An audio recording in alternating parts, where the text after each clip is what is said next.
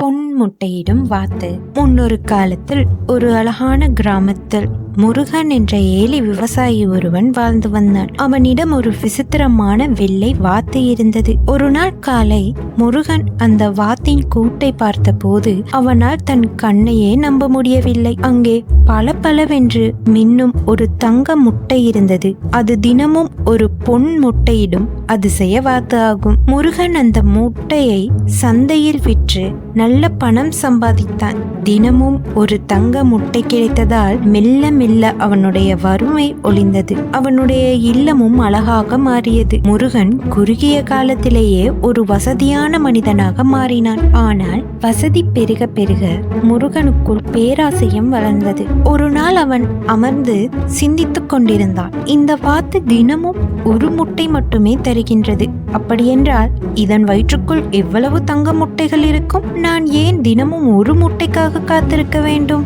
ஒரே நாளில் எல்லா முட்டைகளையும் எடுத்துவிட்டால் நான் உடனடியாக மிகப்பெரிய பணக்காரனாகி விடலாமே என்று தவறாக திட்டமிட்டான். அடுத்த நாள் காலை முருகன் ஆவலோடு கூட்டுக்குள் சென்று எல்லா முட்டைகளையும் ஒரே நாளில் எடுக்க முயன்றான். வாத்தின் கூட்டை தலைகீழாக மாற்றி அங்கிருந்த வைக்கோல் முழுவதையும் தேடி பார்த்தான். ஆனால் அங்கே ஒரு தங்க முட்டை கூட இல்லை. பேராசையினால் முருகன் தனக்கு தினமும் செல்வம் தந்து கொண்டிருந்த அந்த அதிசய வாத்தையே இழந்து விட்டான். கடைசியில் அவன் கையில் எதுவும் இல்லாமல் ஏமாந்து நின்றான். முருகன் தன் தவறை நினைத்து மிகவும் வருந்தினான். ஒரே நாளில் பேராசைப்பட்டு தன்னிடம் இருந்த நல்ல வாய்ப்பையும் இழந்து விட்டோமே என்று எண்ணி அழுதான். ஆகவே அன்பான குழந்தைகளே, நமக்கு கிடைக்கும் நன்மைகளை கொண்டு நாம் எப்போதும் மகிழ்ச்சியாகவும் திருப்தியாகவும் வாழ பழக வேண்டும். அளவுக்கு அதிகமாக ஆசைப்பட்டால் நம்மிடம் இருக்கும் நல்ல விஷயங்களையும் நாம் இழக்க நேரிடும்.